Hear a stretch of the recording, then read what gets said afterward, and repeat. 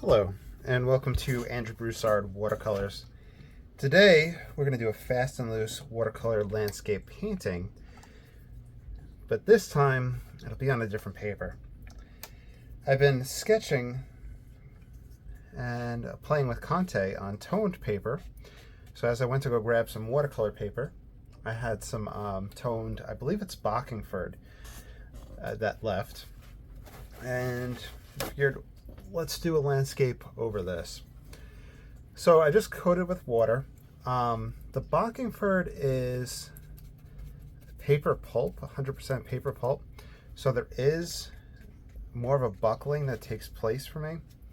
It holds up really well, not being cotton, but that's my major gripe with it. So I'm just gonna kind of get that out the way, is that for me, it wants to buckle a little bit more and cause a little bit more issues than my regular Stonehenge aqua. All right, so raw sienna mixed with some hammy hair and just getting everything laid out. I'm not sure which tone this is because I think they have probably a warm tan, cream. They have a variety of colors. I have played around with toning the paper with ink prior to painting, and that's something that'll be worth revisiting. Honestly, there's just so much stuff that you can do that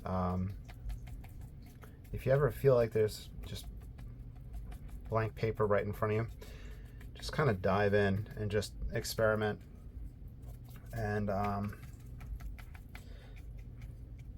play around, have fun, move on to the next sheet, just keep exploring. Let's see, I have no idea what palette I want to use, but the raw sienna is looking lovely on top of it. This might be kind of the way to go for just an antique looking effect. It's just like an old master type painting. Here's some raw umber.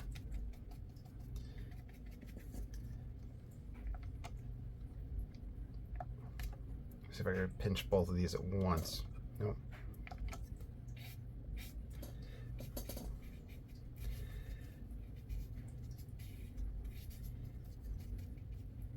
You can really do some loose expressive landscapes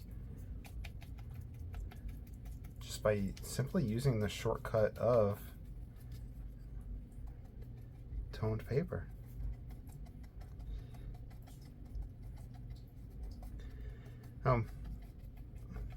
While I kind of freeform paint this, and of course you're always welcome to follow along, and I'll mention the colors that I use.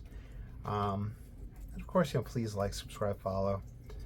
And if this is up in time, I have a Kickstarter that I'm running for an oil painting landscape series, so check that out as well if you want to support.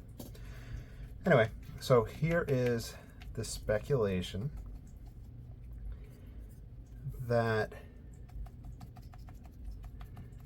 toned paper, I mentioned previously I was using that for Conte and drawing, and with the toned paper it gives you that mid value and it lets you add your dark and your light and kind of work in relationship to that. And I was using the Trois crayon technique, which is black, white, and either sanguine, or since I started doing the still lives, I was just using the brown. Here's some burnt umber. So that being said, you can move in either direction with the toned paper with the dry media. Then with oil painting, it's like fairly common to tone the paper before you get started, your canvas. I believe I watched Eric Kopel tone his paper with his surface with a mixture of kind of like a solvent and burnt umber. And I've done that where I kind of thinned out burnt umber and just toned my surface for oils. And that lets you kind of work on something other than white. And I would think with acrylic you'd be able to tone, but one of the issues is with watercolor, we can't come back from toning. Meaning if I try to lift back or anything like that, we're usually using the white of the paper with watercolor. So that kind of makes it a little, I don't want to use the word difficult. I'm going to grab some lamp black and think about how we can kind of approach this. We would have to use the tone of the paper as the white of the paper, or that would be our lightest tone. Or we can use gouache on top. And there's purists within watercolor that avoid white gouache or white in watercolor. And I've mentioned that in the past, that kind of stems back to, from what I read on handprint.com, from the Victorian era of the people just trying to come up with ways to separate the different types of painters and the different types of mediums. So I think watercolor was kind of coming into its own and starting to resemble oils, especially with the gouache aspects. And toned paper has been around for a while. So why would, now, I know I'm kind of just blabbing out loud, but thinking how and why do we use toned paper? It gives a mood, it gives a feel, it gives a kind of uniformity to it.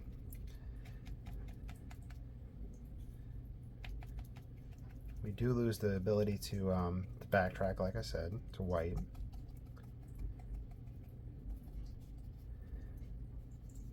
But if toned paper's been around for a while, at least Bockingford's been around for a while, I think they're a famous mill. And if they're a famous paint, was it being sold to people who were using then gouache type colors on top and a kind of opacity and pushing back to white? Or what was it being used for?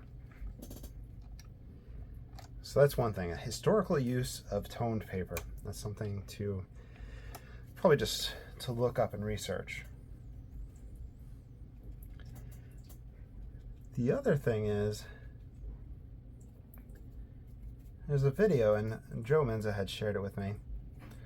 It's on YouTube. I don't remember the gentleman's name. He was, I think, talking about the papers that were available to, I'm going to ask Joe after this video, to Turner, I believe.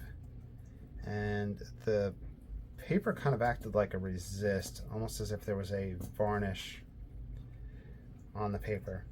And I think he either treated the paper to react in that fashion and to act like what was available to JMW Turner.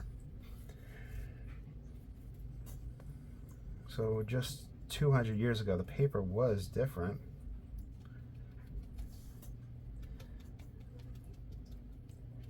This does makes building up a tonal painting based around the earth colors a lot easier. This is some burnt sienna for a little red, a little warmth.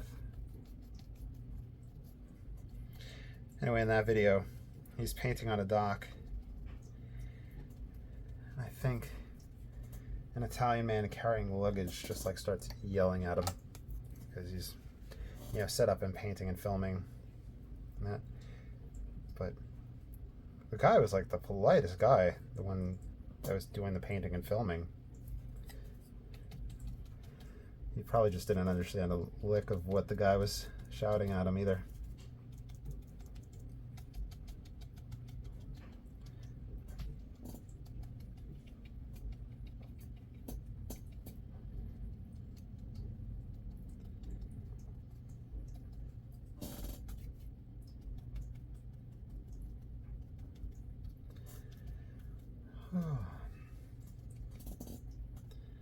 A little tired. It's the day after Mardi Gras, but I didn't do anything for Mardi Gras. Kind of just worked on an art series.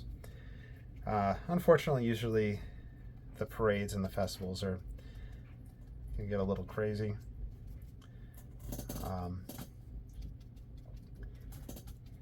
And it's just something that I personally just really don't enjoy that much. But despite the fact of not going into any, I had a hard time sleeping last night. I wrapped up the Mardi Gras Macabre series in pen and ink. I think that'll be something fun to do down the line next Mardi Gras.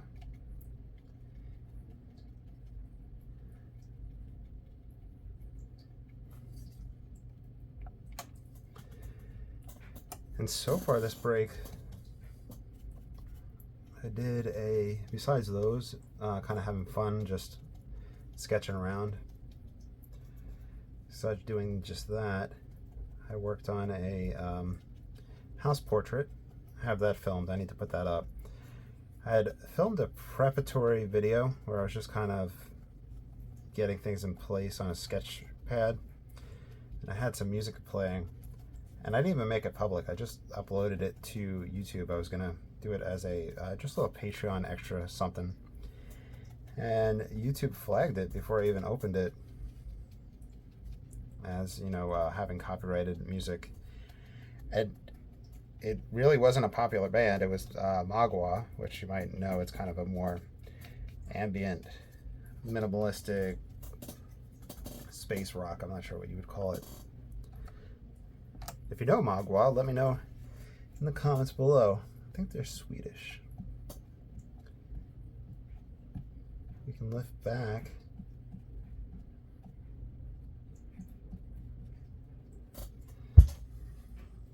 Ooh. Let's grab some light red oxide. I don't usually include that in the art palette, but let's toss that in for fun. Some lamp black. Oh, and anyway, since I mentioned the Patreon, huge shout out, thank you to everybody that supports me on there. And of course, I use the proceeds from that to purchase more art supplies and explore more mediums. And I hope you guys enjoy these explorations. When I had started the channel and named it Andrew Broussard Watercolors, I probably shouldn't have went with the first thing that came to mind.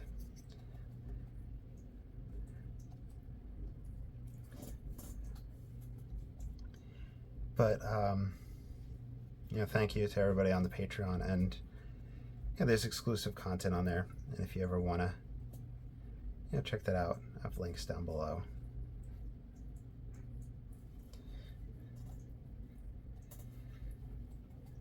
Now, prior to the other stuff that I was painting, the weird stuff and the exploratory stuff, I use a scraping tool. This is made by Mr. Mark. He usually comments down below, so look for his comments and say hello to him. So prior to that, I had started off this year with kind of a fun refusal and not allowing blue into the palette. And I was experimenting with lamp black and its mixtures with the earth palette. And one of the things that I found was, and this is kind of a known thing, that when working with the darker pigments and black, it'll have a huge tonal shift whenever you're painting wet and wet. So like right now, this is going to dry very soft because we still have very wet that we're working in. There is kind of a splotchiness that will take place, and I can mitigate that splotchiness by taking tools and scraping areas that I will know to splotch. Now, working on a different paper than the Stonehenge Aqua, that splotchiness might be different, so I'm not too sure. But one of the important things is kind of learning the material, the pigment, and seeing how it's going to react. So one of the ways to kind of work against that is to apply heavy application of the black, but it's almost contradictory where I want to apply it to the point where it's heavy, but I don't want the splotchiness. The other thing is simply staying in the wet and wet phase and really not moving outside of that, and just continuing to build up. This is yellow ochre, by the way. I don't know if I mentioned that. Yellow ochre has that more opacity, and it creates really interesting when applied heavily into the lamp black. Let's grab some light red oxide.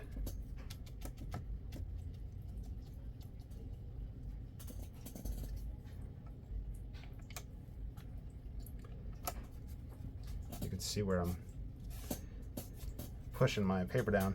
I use the back of the brush because of the oils on the hand. The oils on the hand can create the areas of resist or a thumbprint. Not that there's anything wrong with that. In fact, I'm sure people would love if your thumbprint is on one of your works. That would add a uniqueness to it. Build up into the sky here and play around in this area.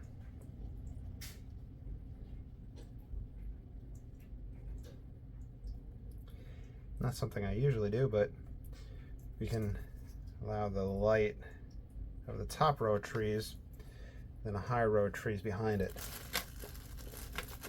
I have some other scraping tools. With the round edge, let's see if I can pull back to the white. I can't do that yet. We could add some kind of damaging lines to the paper where it just creates the backfill. But you do want to be a little bit careful with how that might dry darker than what this is appearing. And if that happens, I'll point it out.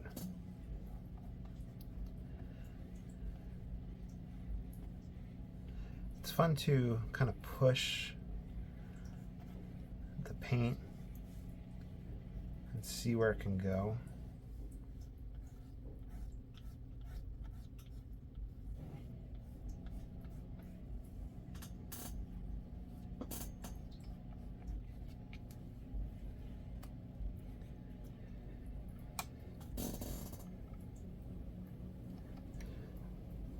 I think, as you've probably seen by now, this is a lot more than I usually do in order to try to get the paper to lay flat.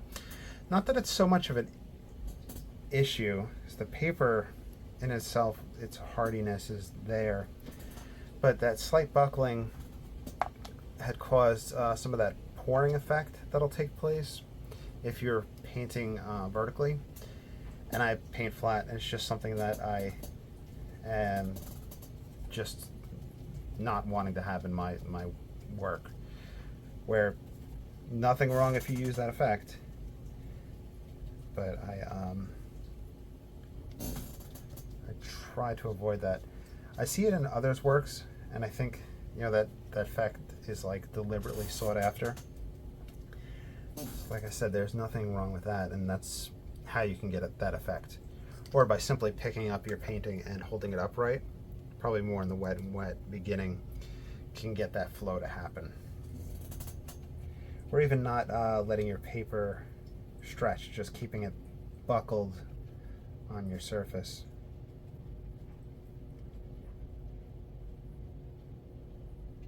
You can see how wet some of these spots are. I hadn't planned on coming this high with this tree, but let's use him to crop that area. Now this paper is a little bit bigger than 11 by 15. I had just tore it, and tearing this paper feels a little bit different than the cotton.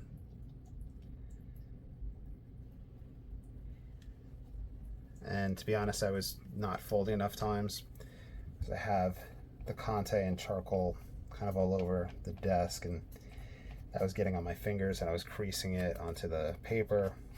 A whole mess. I'm going to grab some of this pigment and pull it up. Let it move around. I hate to use this phrase, but let the painting paint itself. I think it's probably a trademark phrase. That's why I say I hate to use it. But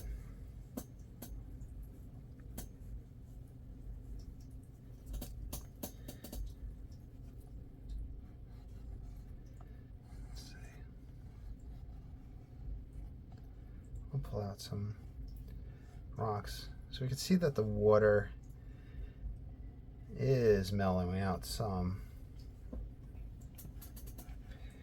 but I can see kind of inherent glare, so I know there's moisture levels there.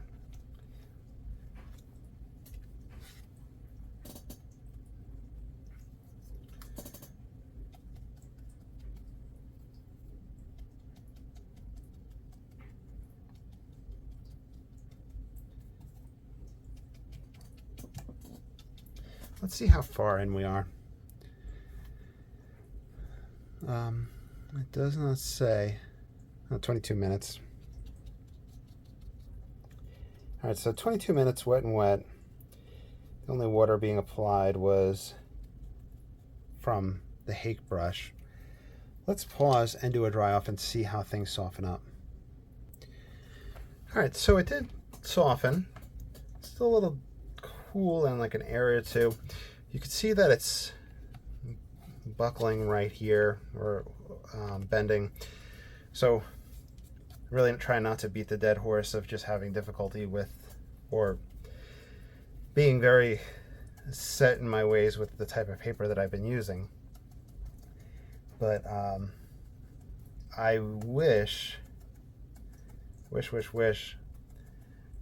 that Legion Stonehenge would come out with a Stonehenge Aqua that was toned, where it was cotton and toned. They have their drawing paper that's cotton and toned, so I'm not sure why they can't do that with watercolor. I know that within the past few years they introduced the black watercolor paper. In fact, my next art order has that coming in with it. So I guess that's one of the areas that we're really going to explore, is just toned materials, or playing on top of different things other than white. So that will happen. And in the past I have used the black Stonehenge watercolor paper. So that'll be fun. But I would just love the paper that I enjoy to be toned.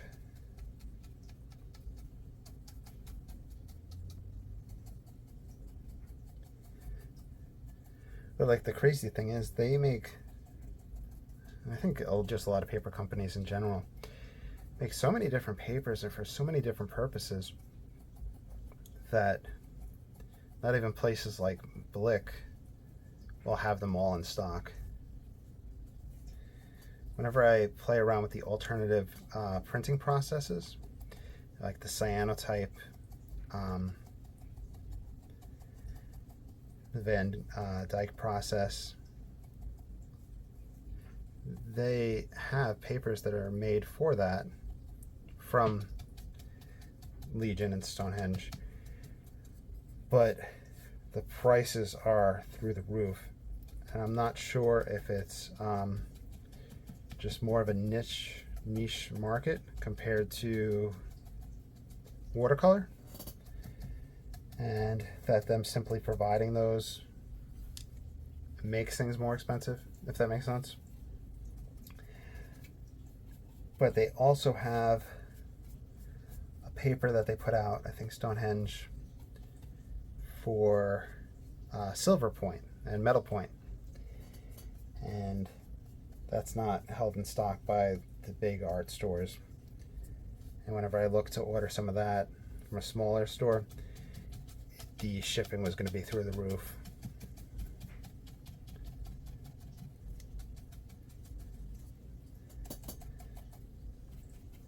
So rather than just complaining about not having the paper that I want toned, it's good that I think about maybe why it's not out there on the market. And if there's a big enough need for it, maybe they would bring that out. Where is my #1 rigger? I have this Black Swan #2. I'll just use that today.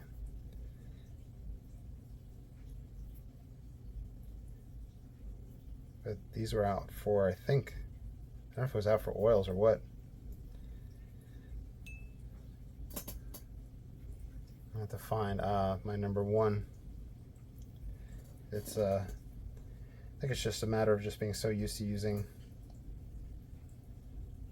that individual brush.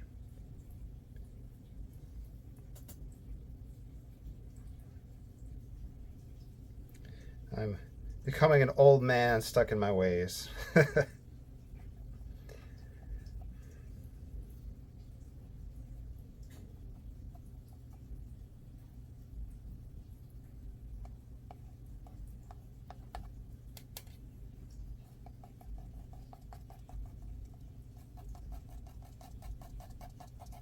I like the texture of this paper.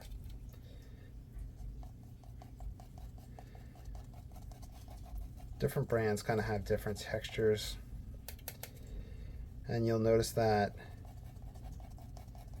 especially with, I kind of like this, just slowly building up this spot right here.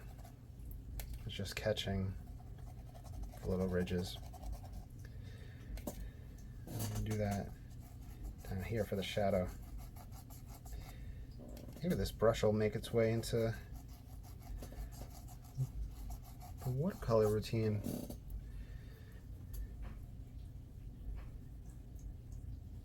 Anyway, like the Fabriano Studio, I know people like Joe and Matthew and David Usher, and I'm not sure if Stephen Cronin still uses it. There's a lot of people that are a fan of it. I'm not sure if it's price-wise or just availability. And it's 25% cotton, but I'm not a fan of the texture of it.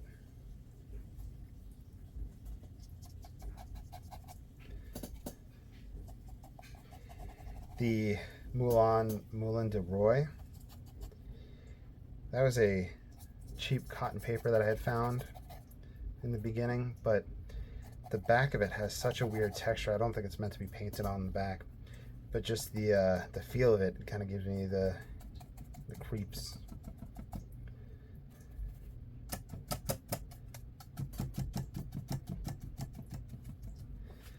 All right, let's pause this. We'll do a dry off. All right, there we go. I think I will sign this with a white jelly roll. I hope you enjoyed. Of course, once again, please like, subscribe, follow. You are always welcome to paint along with anything that I do, and you have my express permission to sign your own name to anything you do whenever you follow along. You have my express permission to sell anything you do whenever you follow along. I want you guys to be successful, to have fun, and have money for art supplies.